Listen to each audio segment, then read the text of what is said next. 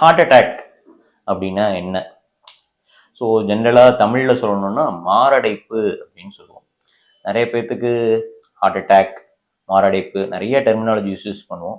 But அப்படின்னா என்னன்னு தெரிஞ்சுக்கணும். ஹார்ட் அட்டாக்ன்றது நம்ம இருதயத்துக்கு போகிற ரத்த குழாயில் இருக்க அடைப்பை தான் நம்ம வந்து ஹார்ட் அட்டாக்னு சொல்லுவோம். இது வந்து ஒரு நார்மலான ரத்த குழாய். இந்த ரத்த குழாயில் பார்த்தீங்கன்னா ரத்த ஓட்டம் உள்ளுக்குள்ள இருக்கிறது எல்லாமே பிளட் செல்ஸ். ஸோ இது எல்லாமே சீராக உள்ளுக்குள்ளே போயிட்டு இருக்கு. சப்போஸ் நம்மளுக்கு இந்த ரத்த ஓட்டம் சீரா இல்லைன்னா என்ன ஆகும்? ஒரு அடைப்பு வந்துருச்சு அப்படின்னா அந்த அடைப்பு வந்து இந்த மாதிரி படிஞ்சிரும். இங்க ஒயிட் கலர்ல இருக்கிறது பார்த்தீங்கன்னா அது வந்து அந்த அடைப்பு. ஸோ அப்போ ரத்த ஓட்டம் கொஞ்சம் கொஞ்சமா கம்மியாக ஆரம்பிக்கும். ஸோ இது ரெண்டையும் கம்பேர் பண்ணி பார்த்தீங்கன்னா இதுல வந்து ரத்த ஓட்டம் ஃபுல்லா சீரா கீழே வரைக்கும் போகுது. இதுல கொஞ்சம் கொஞ்சமா ரத்த ஓட்டம் கம்மியாகும். ஒரு பர்டிகுலர் ஸ்டேஜ்ல when it becomes completely occluded, இதுல பாத்தீங்கன்னா கீழே ரத்த ஓட்டமே இருக்காது. இந்த மாதிரி டயத்துல தான் பேஷண்ட்டுக்கு வந்து ஒரு நல்ல பெயின் வரும். ஸோ அந்த பெயினை தான் நம்ம வந்து ஹார்ட் அட்டாக் அப்படின்னு சொல்லி சொல்லுவோம்.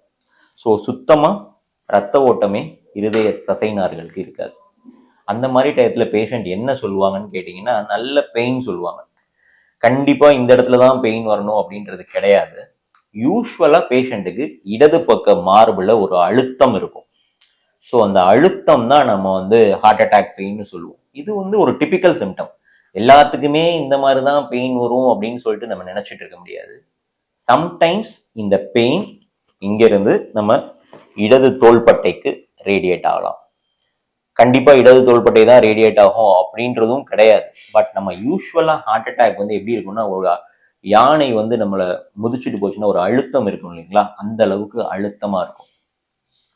ஸோ அந்த பெயின் ரெண்டு தோள்பட்டைக்கு ரேடியேட் ஆகலாம். சடனா ஏசி ரூம்ல உட்காந்துருப்போம், குப்புன்னு வேர்த்து கொட்டும், ஒரு வேக் டிஸ்கம்ஃபர்ட் தான் இருந்துச்சுன்னு சொல்லுவாங்க. எல்லாத்துக்குமே வலி தாங்கிற பெர்செப்ஷன் டிஃப்ரெண்டா இருக்கும். சில பேர் லைட்டா சொல்லுவாங்க, சில பேர் டிஸ்கம்ஃபர்ட் அப்படின்னு சொல்லுவாங்க. டிஸ்கம்ஃபர்ட்னா ஒரு மாதிரி இருக்கு பட் குப்புன்னு வேர்த்து கொட்டுச்சு அப்படின்னு, அந்த மாதிரி ப்ரெசென்ட் பண்ணலாம். சில பேர்த்துக்கு எனக்கு சடனா மூச்சு வாங்குது அப்படின்னு சொல்லுவாங்க.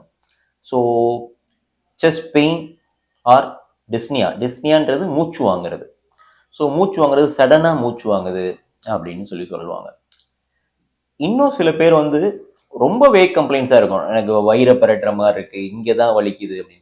ஸோ நம்மளை பொறுத்த அளவுக்கு இந்த தாடையிலேருந்து தொப்புள் வரைக்கும் எந்த இடத்துல ஒரு டிஸ்கம்ஃபர்ட் இருந்தாலுமே அது கார்டியாக் பெயினா இருக்க வாய்ப்பு உள்ளது.